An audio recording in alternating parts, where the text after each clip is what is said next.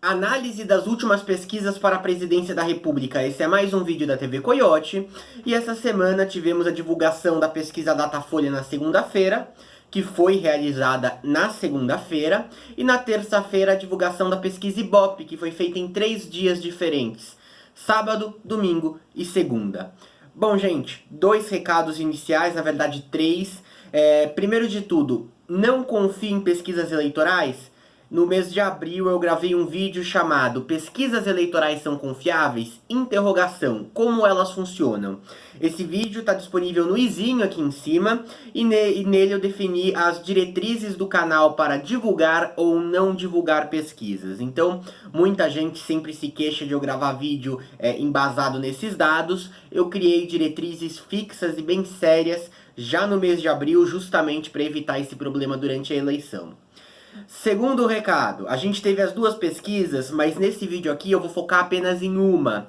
Vou focar na pesquisa Datafolha que foi publicada segunda. Por quê? Porque considero que a pesquisa Ibope deve ter dados bem mais defasados e distorcidos pelo fato de ter sido realizada em 3 dias seguidos. Logo em seguida, há um fato surpreendente que aconteceu na quinta, que foi o atentado ao candidato Jair Bolsonaro. Para a população digerir, discutir, entender o que aconteceu e aí mudar ou não a sua vontade de voto, leva um tempo. Então considero essencial a gente focar na pesquisa Datafolha de segunda. Terceiro recado, esse vídeo está sendo publicado na manhã dessa quarta-feira e ele vai ser o primeiro de 4 vídeos que eu vou publicar hoje. É um dia bem carregado de informação aqui no canal, boa parte dessa informação ligada com os indicadores das pesquisas que foram divulgadas. Hoje, na realidade, eu vou até já adiantar quais vão ser os vídeos. Às 10 da manhã eu vou publicar um vídeo chamado Acabou o luto por Bolsonaro? Esse vídeo vai ser bem interessante. Esse sim não está relacionado com pesquisas eleitorais. Às 3 horas da tarde publicaria o vídeo Quanto o eleitor conhece Haddad. O eleitor sabe quem é Haddad, sabe que ele é o candidato do Lula. E depois, às 6 da tarde, eu vou divulgar um vídeo exatamente sobre o que eu comentei aqui no começo. Qual a diferença entre a pesquisa do Ibope e Datafolha que foi publicada essa semana? Além dessa diferença de tempo de campo, do tempo em que os entrevistadores ficaram na rua, no caso do Ibope 3 dias, no caso do Datafolha apenas 1, você teve uma disparidade de resultado e tendências, podemos dizer assim, entre uma pesquisa e outra. E eu analisei quais são as possíveis origens disso. É um vídeo que eu acho que ficou bem interessante, coloquei um gráfico lá para ajudar vocês a entenderem. Esse vídeo entra no ar às 6. Então tem vídeo às 7 agora, às 10, às 3 da tarde e às 6. Se não acontecer nada, porque a gente vê nosso cenário político, quando tá tudo normal, um candidato é esfaqueado em Minas Gerais. Então, acontecendo mais coisa, eu publico mais vídeo, posso até adiar um ou outro dos vídeos de hoje. Eleição, infelizmente, necessita essa carga enorme de gravações por dia, porque em um dia você já tem uma análise perdendo validade ou ficando um pouco defasada. Vamos lá então à análise da nossa pesquisa Datafolha. O candidato Jair Bolsonaro tem 24% das intenções de voto, seguido de Ciro Gomes com 13%, empatado tecnicamente com Marina Silva e Geraldo Alckmin, com respectivamente 11% e 10% das intenções. Substituto de Lula, Fernando Haddad possui até o momento a preferência de 9% do eleitorado, também empatado tecnicamente com Ciro Gomes, Marina Silva e Geraldo Alckmin. Álvaro Dias, Henrique Meirelles e João Amoedo têm 3% cada um. 1% declaram respectivamente apoio a Guilherme Boulos, Vera Lúcia e Cabo Daciolo. Bom, essa pesquisa ela trouxe surpresas, podemos dizer assim. Tava lá um monte de pesquisa, uma atrás da outra, com resultado quase idêntico, sem nenhuma tendência, sem nenhuma observação interessante. Agora a campanha começou de verdade. O que a gente precisa levar em consideração? Entre a pesquisa Datafolha que aconteceu agora e a pesquisa que aconteceu em meados do dia 20 de agosto, a gente teve uma série de fatos diferentes. Separei aqui para vocês. Primeiro, o início do horário reservado para propaganda eleitoral em rádio e televisão, que aconteceu no dia 31 de agosto. Sabemos que alguns candidatos possuem muito mais rádio e TV do que outros, é o caso do Geraldo Alckmin, que só nos blocos fixos tem mais de 5 minutos, enquanto, por exemplo, o candidato Jair Bolsonaro tem 8 segundos, é natural que esses candidatos saiam beneficiados. Tivemos também as entrevistas no Jornal Nacional, que foi o primeiro momento em que os candidatos ganharam uma repercussão e uma exposição imensurável. Cada entrevista consegue uma audiência dezenas de vezes maior do que a gente teve nos debates da Rede TV e da Bandeirantes, que foram os outros dois momentos em que os candidatos conseguiram uma grande exposição televisiva. Tivemos o Lula impugnado oficialmente pelo Tribunal Superior Eleitoral, virou definitivo, também no dia 31 de agosto, junto com o começo das campanhas presidenciais na TV. E claro, semana passada, o atentado ao candidato Jair Bolsonaro. É bom a gente lembrar que antes do atentado do Bolsonaro saiu uma pesquisa Ibope que já pegava um pouquinho do horário eleitoral, mas pegava aí 4, 5 dias. Essa pesquisa Datafolha, ela definitivamente engloba tudo isso de forma bem consolidada. Mais de 10 dias de horário eleitoral, todas as entrevistas do Jornal Nacional tendo sido finalizadas, depois reassistidas milhares de vezes pela internet, o Lula impugnado e a população entendendo que ele foi impugnado pelo TSE, e o atentado a Bolsonaro. Só não pegou agora a substituição oficial do Lula pelo Haddad, que aconteceu no dia de ontem. Tirando isso, engloba tudo, é bom a gente levar em consideração para análise aqui. Quando o Bolsonaro sofreu atentado, a primeira coisa que todo mundo pensou foi o seguinte: ele vai disparar nas pesquisas e inclusive pode ser que consiga aí até ganhar no primeiro turno, segundo a visão de alguns analistas em específico. O que era pouco possível viraria muito possível. Não foi o que a gente observou nesse resultado da pesquisa Datafolha. Ficou bem nítido que Bolsonaro não teve um crescimento tão acentuado. Ele foi basicamente de 22 para 24, dentro da margem de erro de 2 pontos. É um crescimento, significa algo. Pegando a pesquisa Ibope, o crescimento foi até um pouco maior. Eu vou explicar sobre isso no vídeo que eu vou publicar às 6 da tarde de hoje. Tivemos também, você pode observar, além dessa decepção por parte de aliados de Bolsonaro e surpresa positiva para seus rivais, uma queda brusca das intenções de voto brancos e nulos, de 22% para 15%. Pouca gente destacou isso. Isso é algo bem representativo. Aquela questão de que a Lava Jato, que criou um desgosto pela política, criou uma retração da população por parte dessa classe, não tá pegando muito, porque esse índice não é maior, em grande medida, do que a gente teve em 2014. Se você for pegar não sabe e não respondeu, também um índice aí bem humilde, foi de 6 para 7%, dentro da margem de erro, não é um valor muito alto. As pessoas têm mais ou menos alguma expectativa de quem elas vão votar. Chamou a atenção e foi uma surpresa grande, eu vou explicar por que eu considero que isso ocorreu, a queda da Marina Silva, de 16% para 11%. Vamos pegar o seguinte: a Marina Silva é uma das candidatas mais conhecidas que a gente tem. Sendo uma das candidatas mais conhecidas, quando o eleitor está em dúvida e não conhece muito as novas figuras que estão por aí, ele vai para a pessoa conhecida.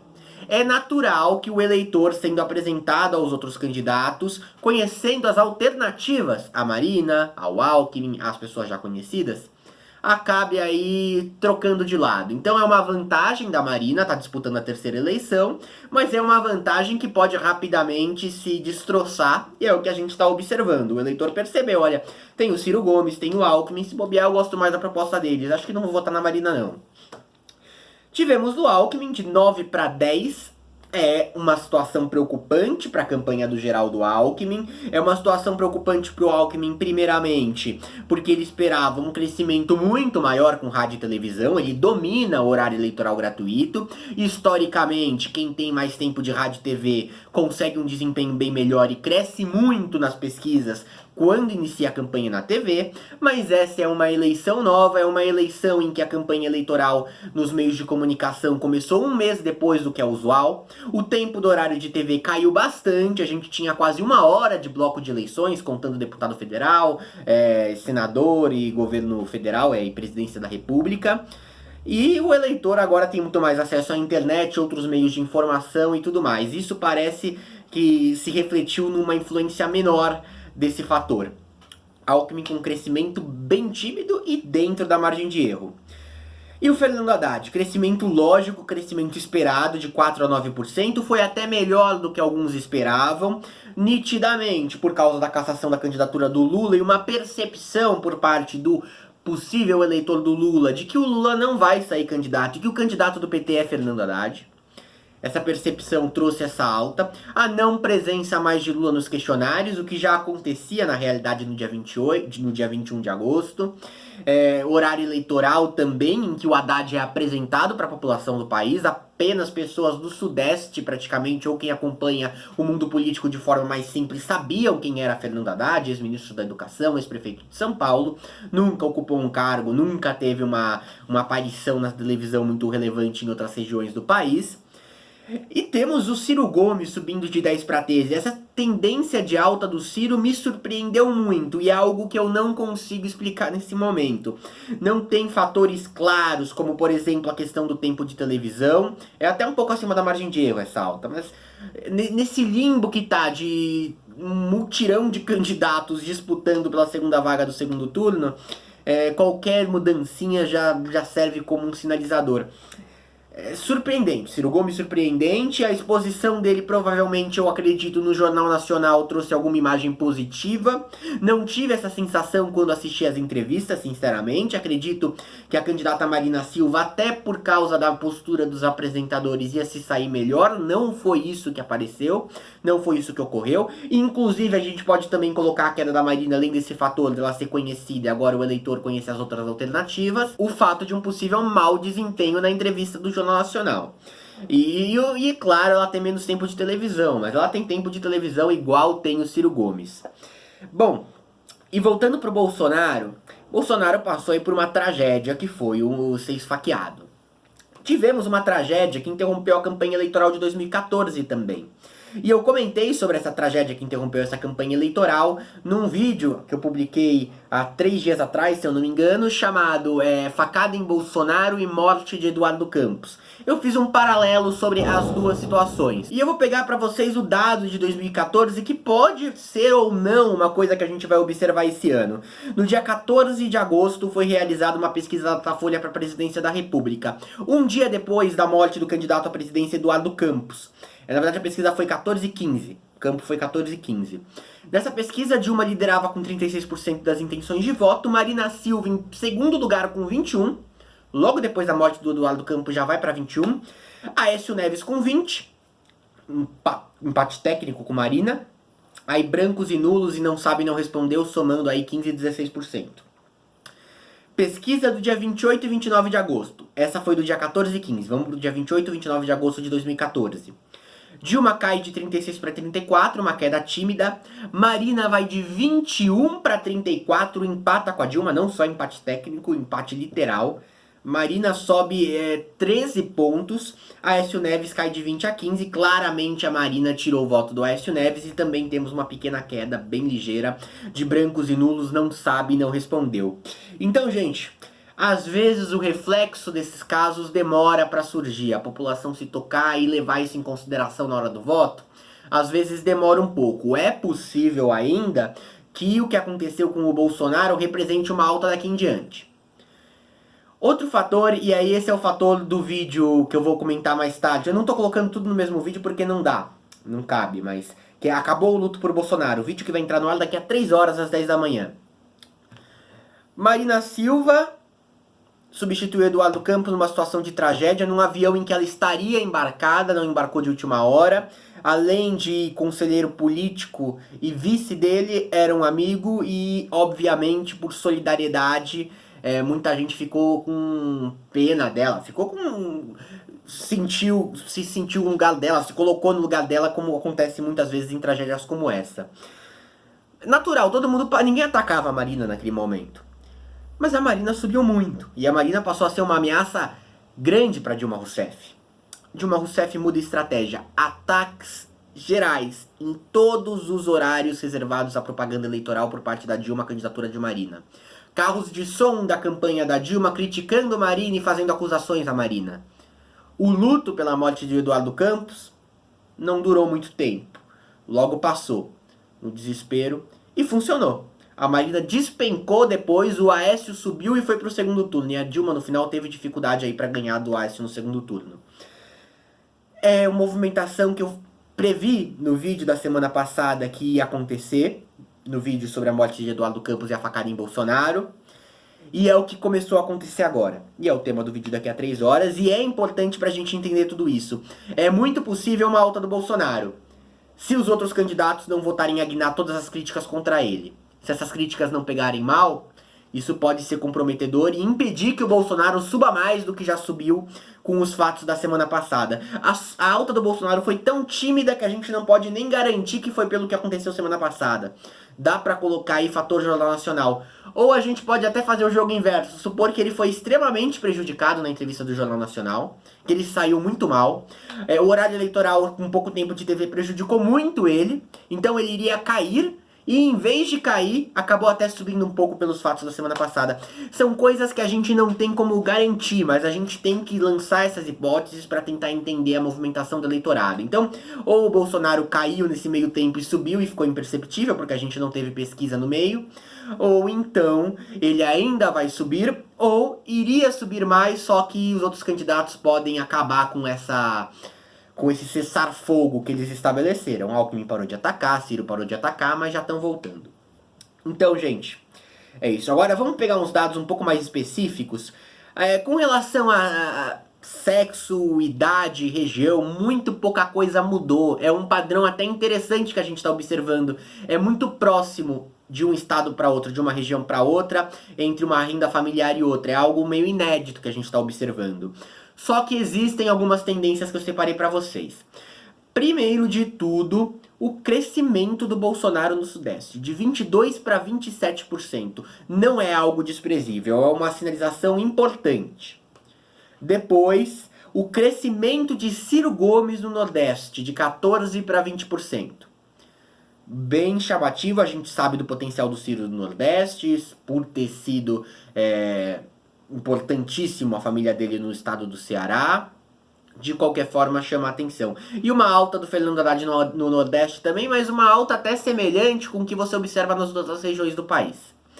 Agora vamos pegar aí um terceiro dado que eu separei para vocês, que é com relação à alta da Marina Silva, a queda da Marina Silva entre pessoas do sexo feminino. Marina Silva tinha 19%, cai para 12%. Ela caiu no sexo masculino também, mas essa queda no sexo feminino chama a atenção.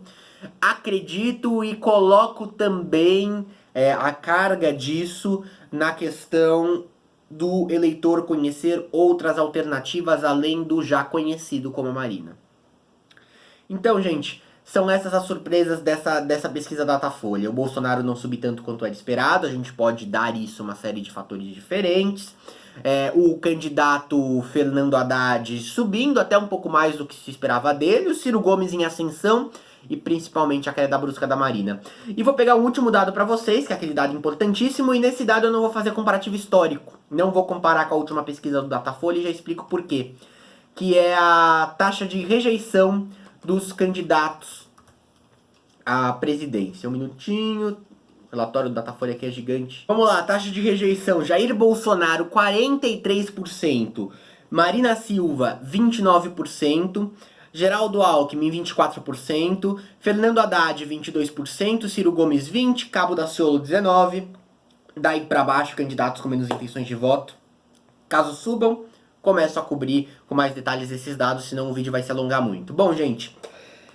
nada de novo, Jair Bolsonaro com muita taxa de rejeição, Fernando Haddad não tem tanta, mas também ainda não é tão ligado à figura do Lula, que é uma figura com grande rejeição, apesar de ter muita intenção de voto. E isso basicamente engloba toda a análise que eu posso fazer com relação aos 10 cenários que o Datafolha preparou para o segundo turno. Em todos, Bolsonaro atrás da outra alternativa. Tem um ou outro cenário em que nem tem o Bolsonaro, tem aí Alckmin e Haddad e tudo mais. Mas são cenários muito inimagináveis, até porque o eleitor ainda não digeriu o Haddad. Então vamos focar nos cenários com o Bolsonaro, que são a maioria. Bolsonaro não ganha no segundo porque rejeição prejudica no segundo.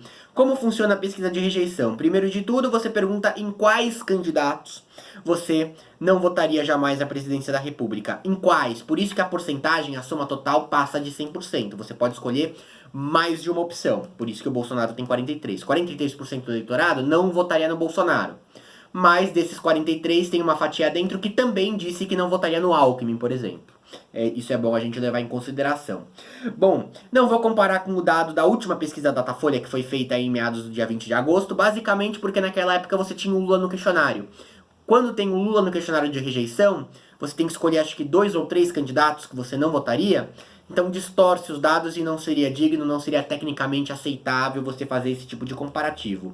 Mas garanto que mudou muita pouca coisa. O que chama a atenção é o Bolsonaro não ter melhorado a sua taxa de rejeição, no sentido bom para ele, com o ataque, até esse momento.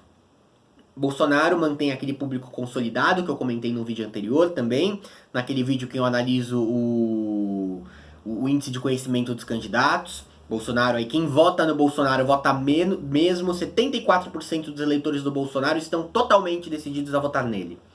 Só 26 diz que o voto pode mudar. 26 dos 26 que ele tem. Então, algo em torno de 5%, de 7%, algo assim. Bom, gente, segundo turno então, não vou focar muito agora. Vou focar agora no primeiro e vou fazer uma análise pessoal, soltar pra vocês. Bolsonaro, na minha visão, vai pro segundo turno, não tem chance mais dele não ir. É possível, não tô dizendo que é impossível, mas é certo pra mim que o Jair Bolsonaro consegue chegar no segundo turno. A disputa agora é pela vaga de baixo. Acompanhe os vídeos do canal, porque tem muita análise importante pela frente. Acredito que tem vários vídeos bem interessantes, como o que vai entrar no ar agora às 10, o luto pelo Bolsonaro acabou. Quanto do leitor que conhece o Haddad, mais da metade do leitor não sabe que Haddad é o candidato do Lula, entre as 3 da tarde, e diferença dos dados do Ibope da Datafolha entre as 18. Acho bem interessante também se você ficou confuso com a disparidade dos dados. Um abraço, se inscreva no canal e até a próxima.